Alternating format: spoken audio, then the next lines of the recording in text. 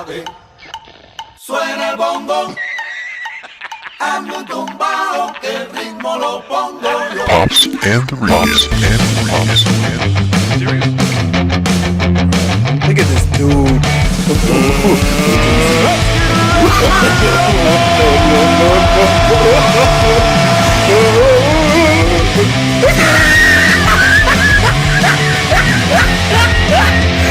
Look at the top of his head. Look at his lips. Pops and the Rican. Well, hey everybody, this is the Pops and the Rican show. And as far as I can remember, I'm Pops. And I'm the Rican. And that makes this the Pops and the Rican show. Put it together, people. Oh, yeah. You know. If I can remember it, everybody else should. Yes. That's all I'm saying. Yes. So, hey, we're back downtown at Joker's Comedy Club. Joker's Comedy Club downtown. And if you're a comic that listens to our podcast, when we talk about all things comedy, and you have not come drop through here through Joker's, you need to you're missing out. There's no doubt about it. So if you're rolling through the Indianapolis area, you need to kind of hit them up and say, hey, you got anything for an opening act? You got anything for a feature act? Don't ask for a headlining spot because they haven't given me one, and that'll hurt my feelings if they do. Give one to you and not to me. But, no, give seriously. Which is perfect because you got to know who to talk to. That's the key. That's the key. You got to know who to talk to. So we're sitting here at Joker's Comedy Club, and tonight, today, I don't know when they're going to be listening to it, so I don't know what time to say. But, when you hear this. But because we're recording it and it's starting to be night, I'm going to say night because I'm too old to try and be clever about that. But we're hanging out with the manager. I'm going to say he's the owner. Whether he is or isn't, I don't know. Look, if you don't know, he runs everything. He runs everything in Indianapolis. Yeah. And then hangs out here at Joker's and tells people what to do, I think. I'm not sure, but he is known. Trust when I say this. This man needs no introduction. Everybody knows who the manager of that runs this show. So we don't even have to say his name? We don't have to say his name. Just leave it like that. People will be like, okay, what's his name? I forget. Steve Riviera. There you go.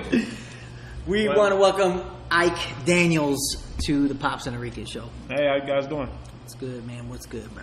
Ike, thanks. First of all, thanks for inviting us and letting us kind of hang out from time to time and record some of our podcasts here. Some of the comedians that have actually been on the Pops and the Rican show was because we had this connection with Ike as well. Yeah. So we appreciate that big You've been a great friend to line up the comics when they come to roll through here to do shows for you, to say, hey, why don't you guys sit down with an old fart and a Puerto Rican and talk comedy. And so we appreciate that very much. Yeah. And we appreciate you taking some time tonight to hang out with us. Because he's busy. Trust. That mug is moving. So let's get things started here. Tell us just a little bit about how did you get started doing bookings and running comedy clubs?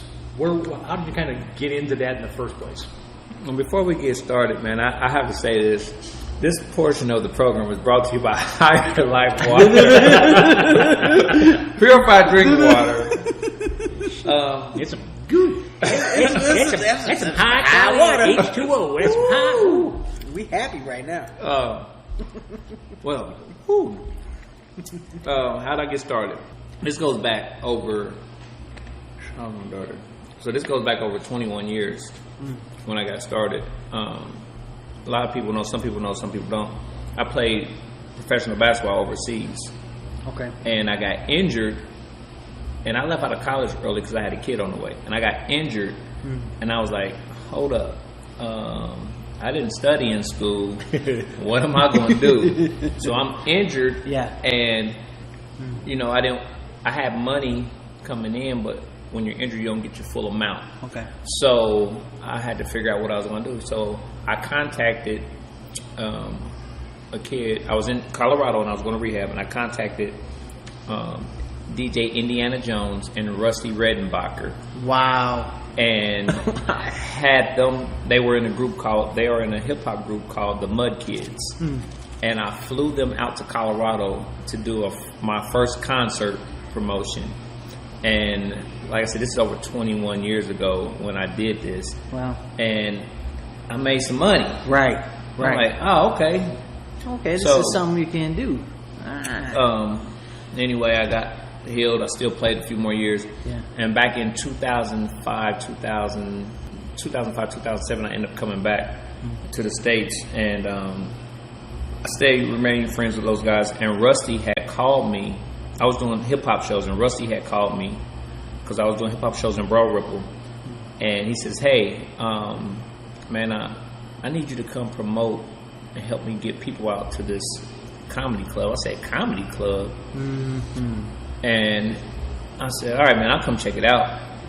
Rusty and I were real close, so I went out there and checked it out. And Morty's was on the north side. It was on 96th Street at the time. Okay. And I came there, and he said, well, it's Tuesday night. It's industry night. I want you to help me get some people out. I'm the DJ, and there's a local comics going up. It was an open mic. Never seen it before in my life at this point. And I sat there, and I watched it, and I was like, oh, this is dope. I said, but I'm this type of person. I look at situations and try to turn those situations around. Like if I see a problem, I try to fix it. Or as I look at it from a consumer, like boom, if they had this, if they had this, if they had this. So that's how I really got started. Rusty Redenbacher introduced me to it. So weeks later, months later, I told the guy, the owner of Mortis, to let me do a night. He says, no, it ain't gonna work. Okay. I said, let me do a night. He said, nah, it ain't gonna work. So Miss Pat was in the audience one night. Wow. And we were sitting in there, and she ripped up. I said, that's your money right there. Let me do a night. Nah, it ain't gonna work. So when he did that, it ticked me off. And so I said, Miss Pat, I'm going to help you build your night. So Miss Pat had the Busted Gut comedy show on Thursdays, and I helped her pack that out. Again, I go back to the owner, let me do a night. Let me have a Sunday. No, it's not going to work. So I said, okay, don't worry about it. From that point on, I went and rented out Birdie's on 71st and Keystone. And I waited until Morty's was going to have their biggest night. And I was like, that's the night I want to throw my show. Yeah. So we threw the show at Birdie's, and I had 500 people out. So Nice. from there, I go back to Morty's. Let me get a night. Yeah. No, it's not going to work. I said, okay. So then I went and rented out. I didn't actually rent it. I went and talked to the Ramada Hotel on 21st and Shaylin, and they had a Damon's inside of it. And I said, let me use this. I want to do a comedy show. And I created a show called Funny Fat Fridays. And every Friday, every other Friday, we'd have 200-300 people in there. Okay. And it got so many people in there that Ruth Ann, I'm name dropping because I don't care. Yeah. Ruth Ann and the owners of Morty's came down because they was wondering where everybody was going to. And they came down to the shows and seen the show. And that's how I got started. Man, see, but what I like about this is the fact that you were able to see where you fit, what works, and your strengths, right? And so you saw, okay, I can make this better. I can create something that another experience. I can create this. Just by sitting in the audience and being able to, and that's where you can tell the difference between those who actually have vision versus those who just want to just be. Well, the thing that really jumps out to me from what you're talking about is you saw the fact that show business has to have the business for the show. And that's what you can't have show not business, Right. because then you're not going to have a show. Right. And you saw that, and you said, okay, I want to do what I can to leverage the business so the show can go on. Yeah. And that is a lesson that so many young comics need to understand is there is business in show business, Yes. and you better get an education On the business side on of the it. business side big time. by either learning from people that you are able to spend some time with, or get some books, whatever it's going to be. You better learn something about the business of show business in order to succeed. It's like everything evolves. No matter what it is in life, it evolves into something greater. So you take a fertilized egg, it evolves into a chicken, an embryo, a baby, into a man. I mean, into a child, into a boy, into a man. Yeah. You get a car, every year your car, they come out with a newer version because it evolves. Look at the original Mustang compared to what the Mustangs look like today. It always improves. That's what everything you do, everything evolves. It gets better. It gets better. The older it gets, the better it gets. So you have to learn how to evolve in this business. That's a good point, because when you had said initially, they kept telling you, no, it's not going to work. No, it's not going to work. So it's like even though that was negative, it still put you in a place to go for. You know what I mean? So like pushed you in that light to say, you know what? Okay, that's fine. I'm still going to do it because I have this vision. I have this idea In my head. Yeah, in your head. It's like, it's not like that. And that's the thing is with the either younger comics or working comics, even though you're not at that place where people just keep saying no, no, no, you just keep pushing. Just keep pushing till you see that opportunity.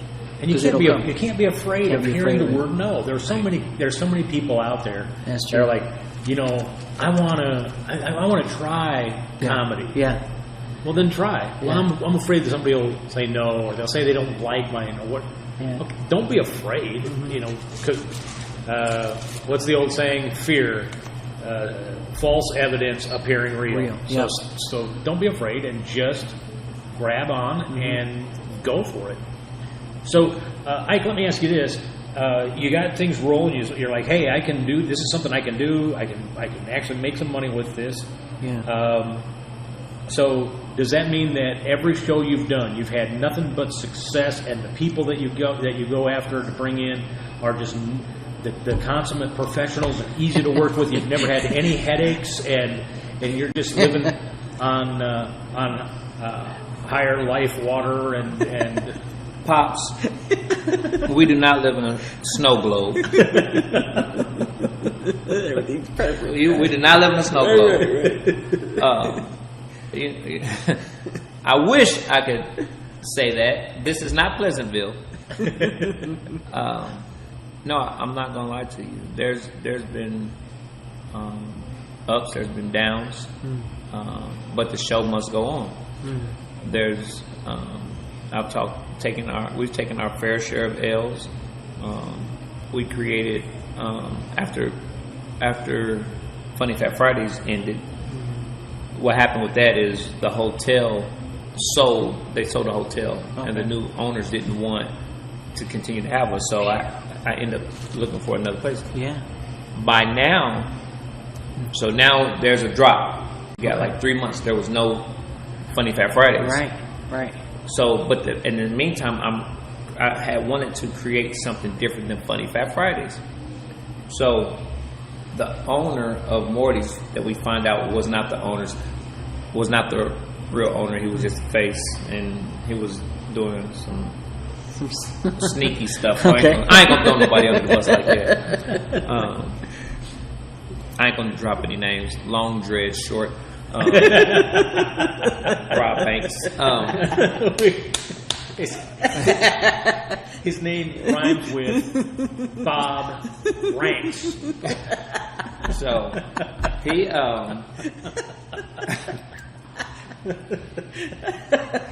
was no longer with Morty's. Okay. So now they got new owners, and they asked me if I wanted to come over there and do a show. So I played them out. Nah, I don't want to do it. I'll think about it.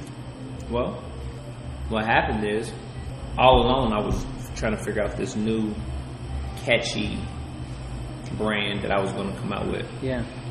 And so I went on and told them yeah.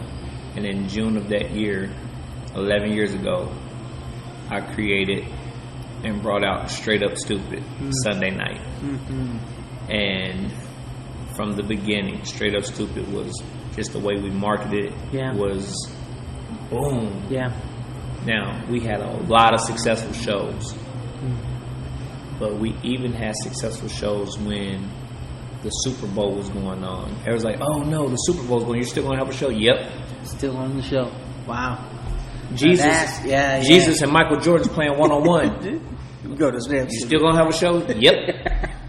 So even during those obstacles, snow, blizzard, you still going to have a show? Yep. And we can honestly say that we never had a show less than 75 people. Wow. No matter what was going on. Yeah. And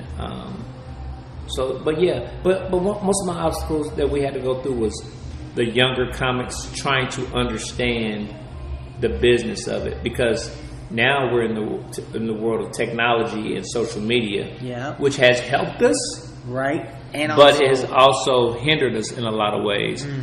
So, well, explain, what do you mean by hindered us in some ways, as far as promoting, or as far as booking, or as far as talent? All the above. Okay. It is as far as talent, people think that I got 50 million likes on this video post. That's a minute long. Chops, yeah. Right. Yeah. Right. But then you get them on stage and they got 3 minutes, and it's not even 37 seconds of funny. They come out on stage and their wardrobe is funny. Yeah. But their content is horrible. It's garbage. Yeah. So, but I wanted to give the comics an opportunity to learn the business side of it as well.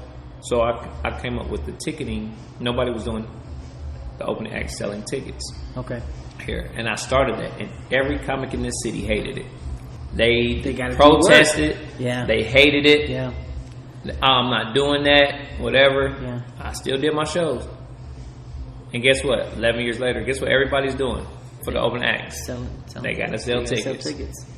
So, because we're been in the game, and so we understand how comics can be really lazy.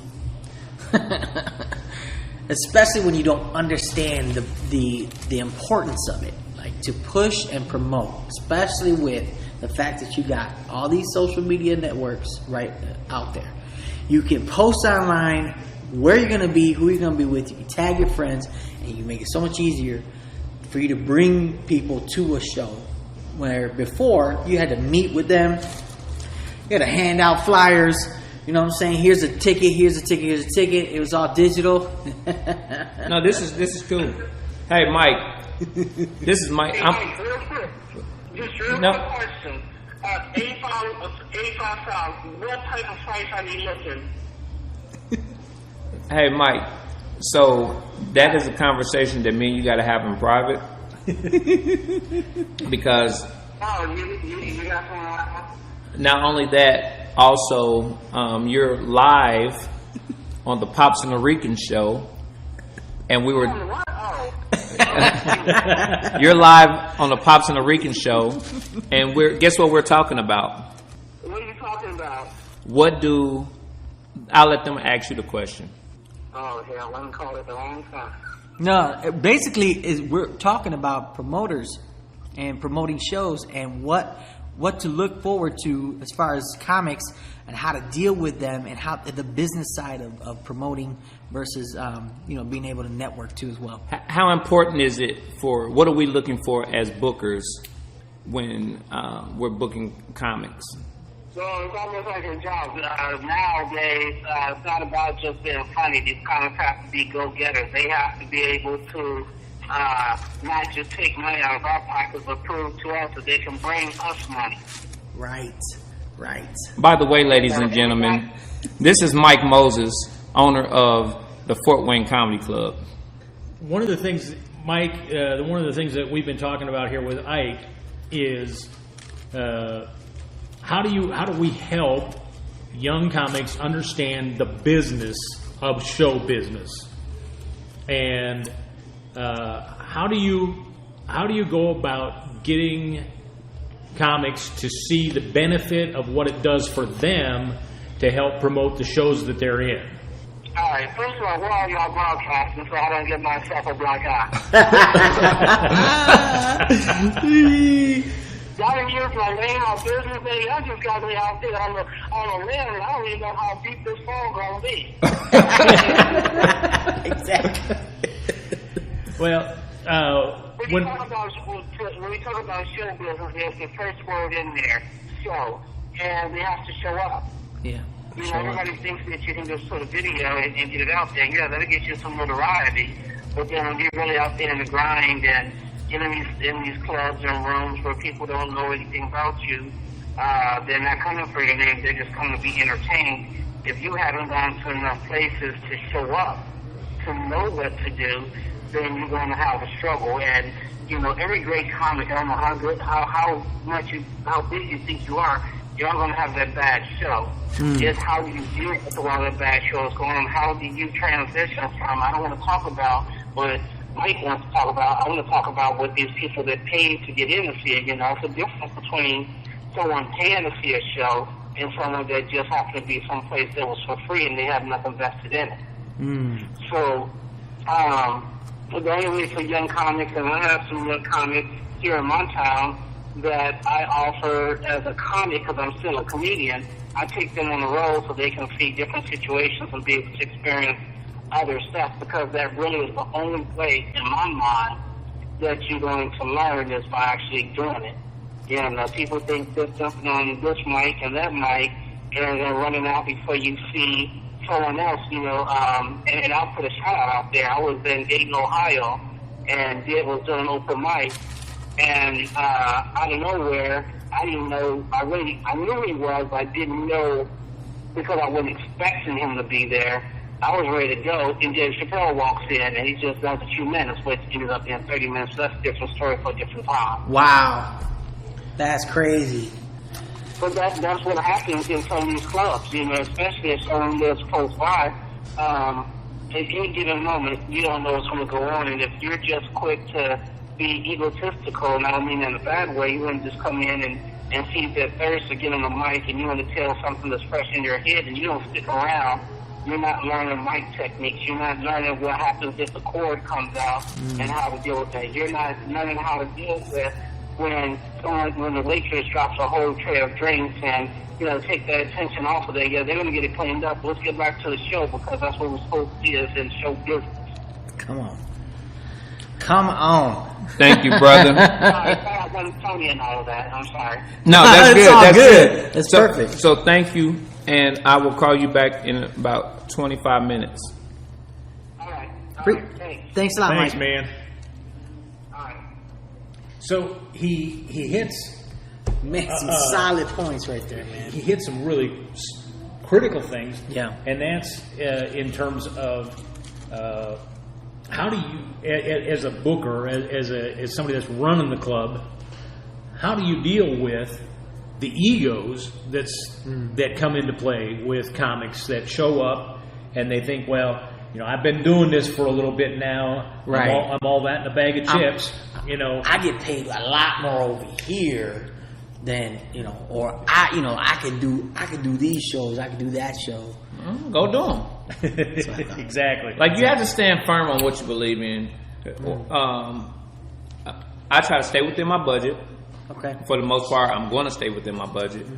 And the other thing is, you know, at the end of the day, everybody's got to understand that. How do I want to put this?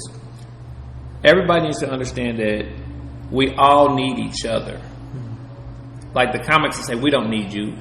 I'm here. Well, guess what? You might be on 10 right now, but eventually you're going to come back down. And when you come back down, those club owners are going to remember who you are, how you treated, were you professional? Right. When we asked for a bio and a headshot, did you have it? And it wasn't just a camera phone picture. Good Lord, yes. But listen, you can get a good shot. You can get a good shot with the phone, but you're not in your car with the seatbelt on, talking about boom, here you go, now- and you headlining. No. So let me explain this. Let's talk about everybody that eats off of one comedy show, because the comics don't think about this. It's just one person. Oh, there was your room seats 75 people, and there was 65 people there. Yeah. You can't give me no extra. No, I can't give you no extra. You know why? Because when you got a full room, okay, I got employees. Yeah. We've got the popcorn vendor. Right. Right.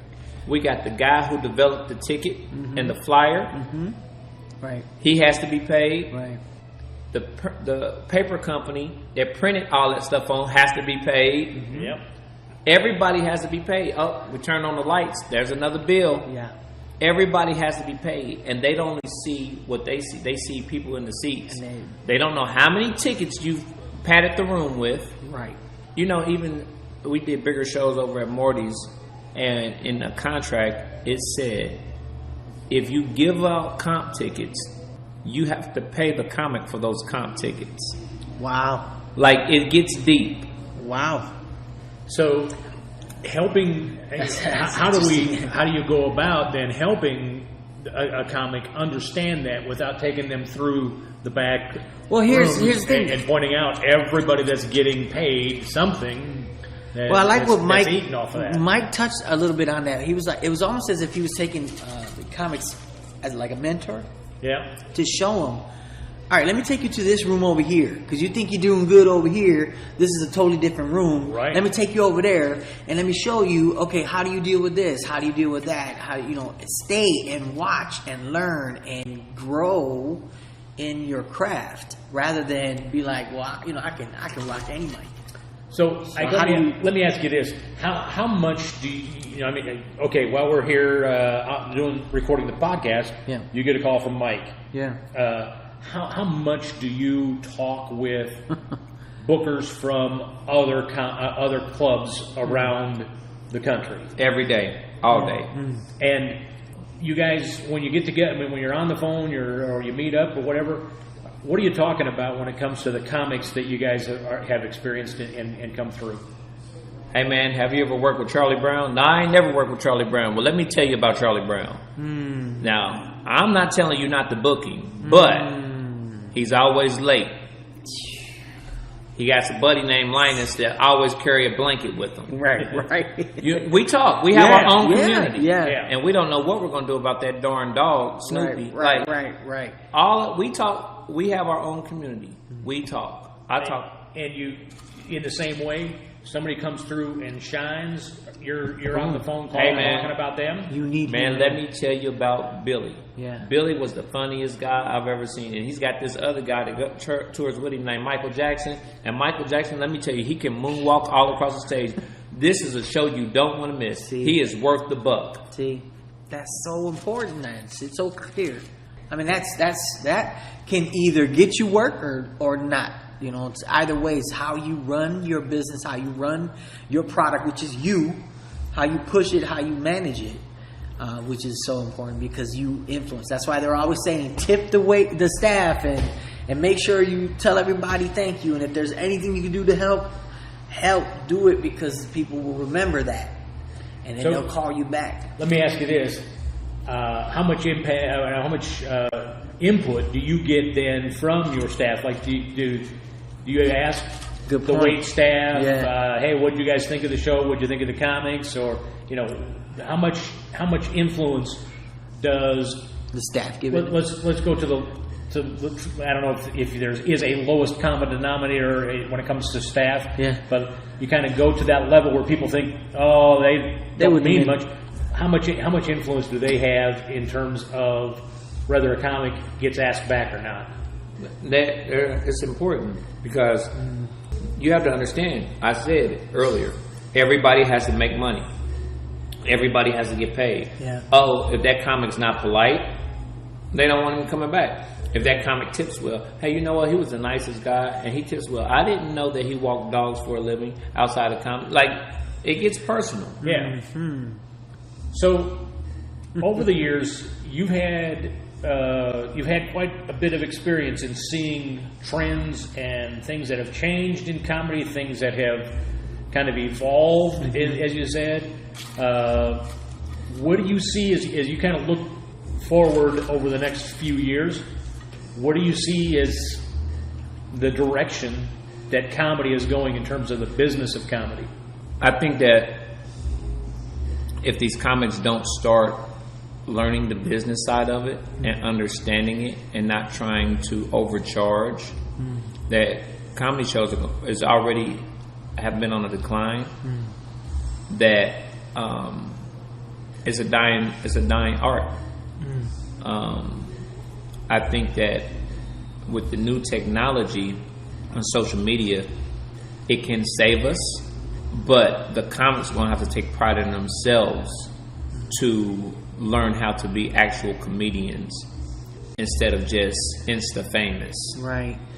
So, because once you come out to a show and you've seen this guy who's got 30 million followers, and you came out and seen him and he's only got 37 seconds of funny, you're not, that's a bad experience. You're not going to want to go back and spend your 10, 15, 20, even $30 and $40 to go back and see him. Right.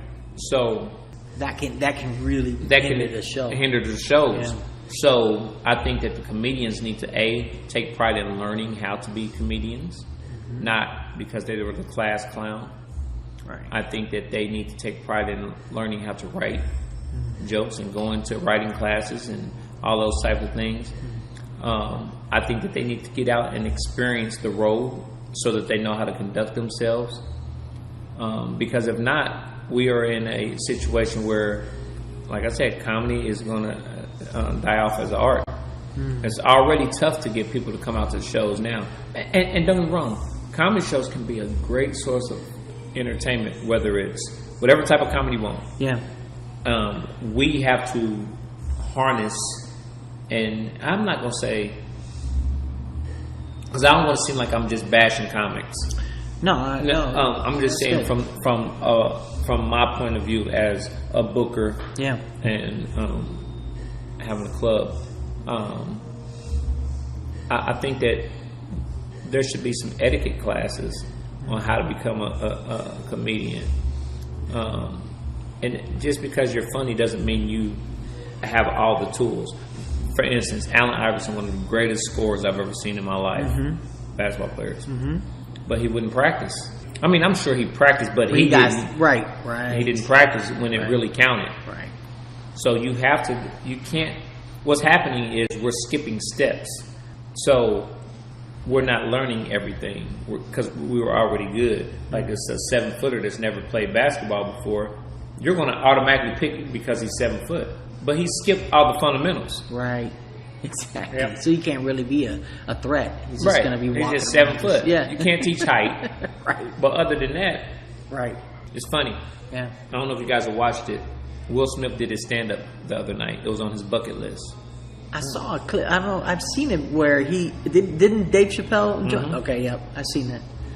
Interesting. And he was nervous. Yeah. And he said, "This is the hardest thing I've ever done." Because acting, you can rehearse your lines. Right. If you're rapping, the same thing. You can rehearse your lines. And if you forget the words, the audience knows the words.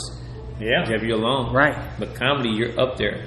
It's you. Raw. Yep. It's just you in the audience, and that's the beauty of it is getting to that place where you can actually control a crowd with laughter, with just sharing your soul, and it's organic. It's free. It's not like you just didn't pull it out.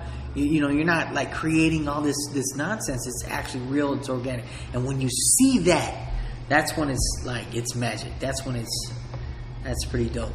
And you're right, man, about the fact that people are jumping around. Like watching that clip, even Dave Chappelle was like, telling him, you just got to go out and do it. You just got to go out and do it, no matter what. Even if you bomb, he's like, because you might bomb big time. But I mean, there is some pull. The fact that it's Will Smith, you know what I mean? But Will Smith, even Will Smith, with him even telling, this is tough. Yeah. It's a big deal. It's a big deal. And I think it's when you see somebody like Will Smith saying it's not just something you just walk in and do. Yeah. You don't really have Yeah. to prepare for it. You don't have to put the work in. Yeah. It is work. There is, again, part of business is you got to put the work in. Yeah. And he realized, and to hear somebody of that caliber, that much talent, Yeah. isn't going around saying, well, look, I got all this talent. All I have to do is, I go up there blow and into be me. town, I blow up, and then I blow out. Yeah. Boom, I'm ready to go. Yeah. So, Doesn't work. well, let me ask you one more thing, though. When it comes time to, somebody's like, oh, hey, I really want to see if I can get on at Joker's Comedy Club in Indianapolis. Yeah.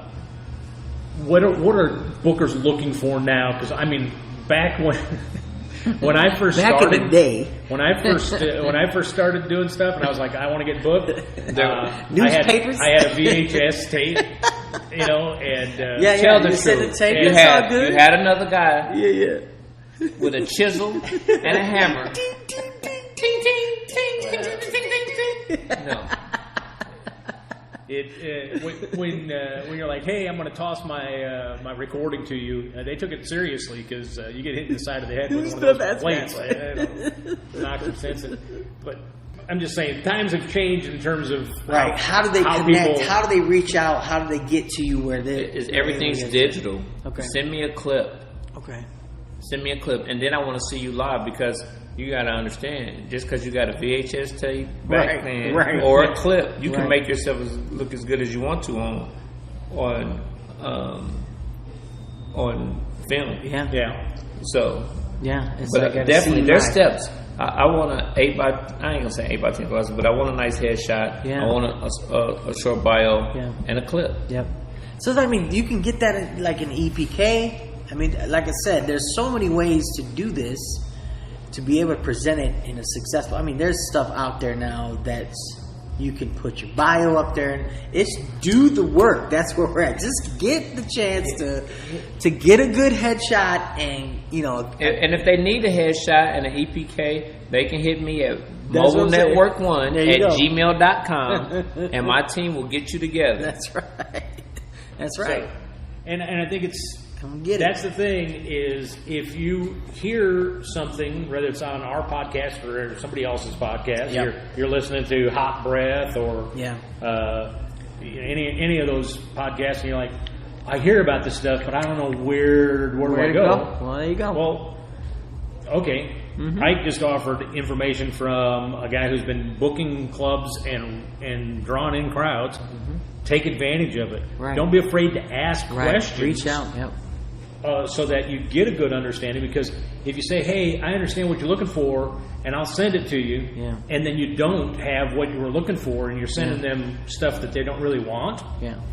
Chances are you're not going to be seen again. And the other thing you have to do as a young comic, you got to trust in the process.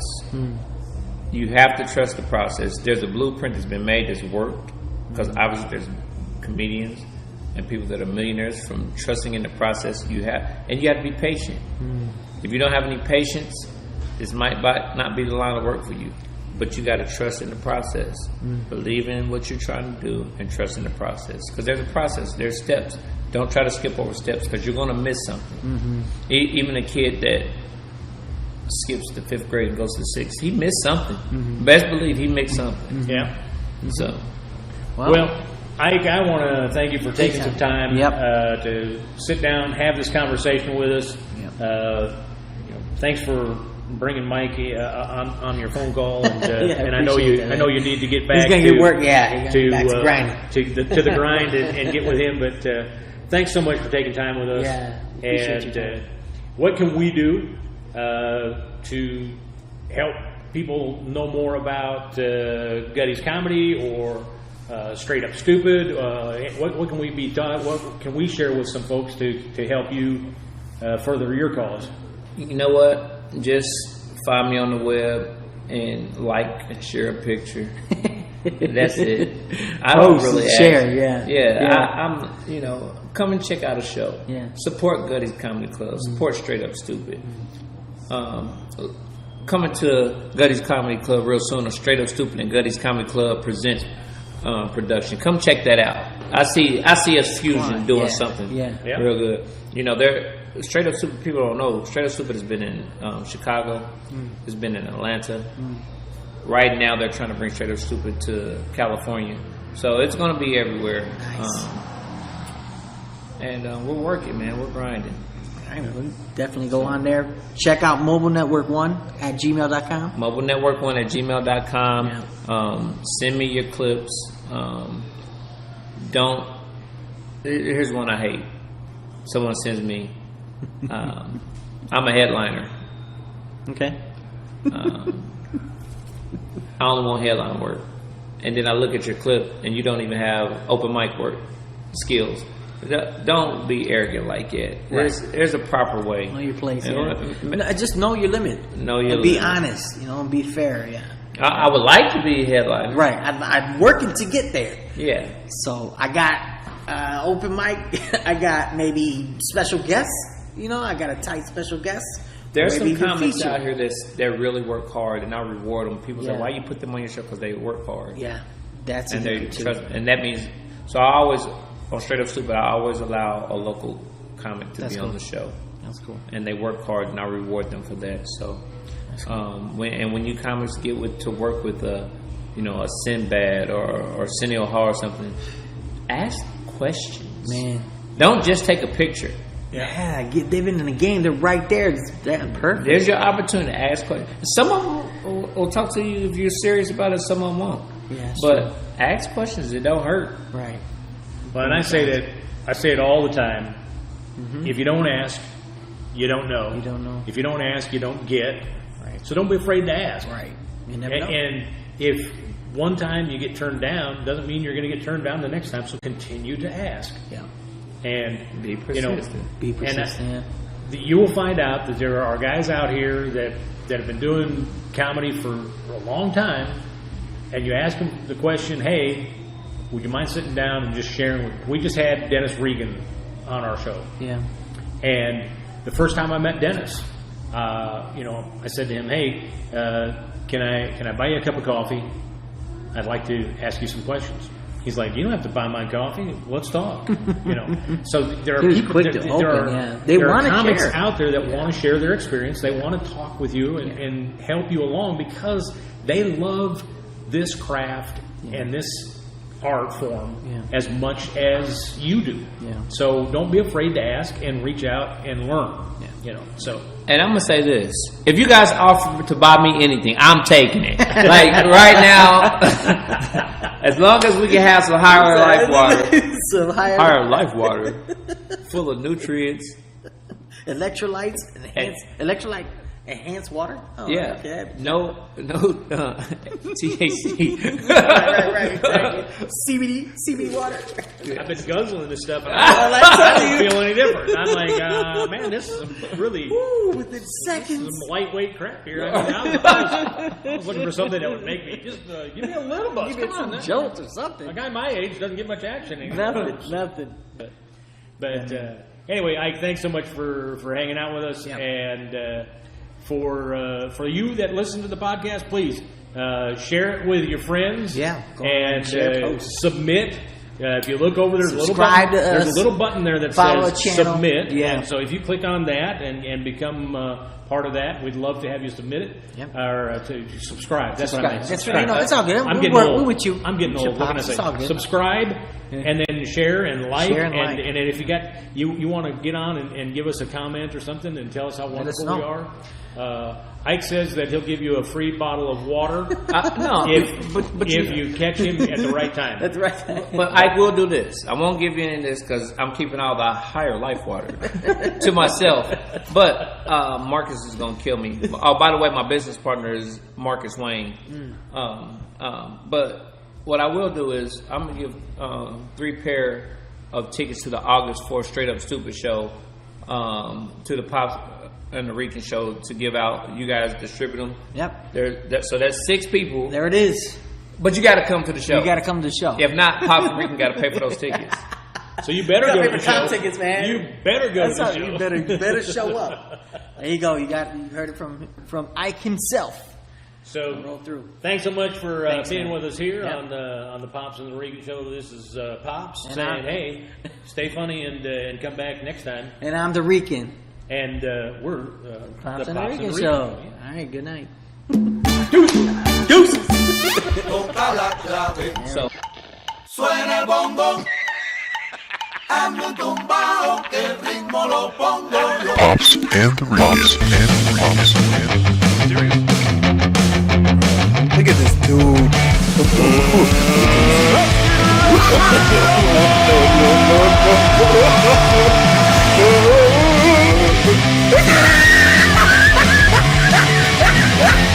Look at the top of his head. Look at his lips. Pops and the Rican.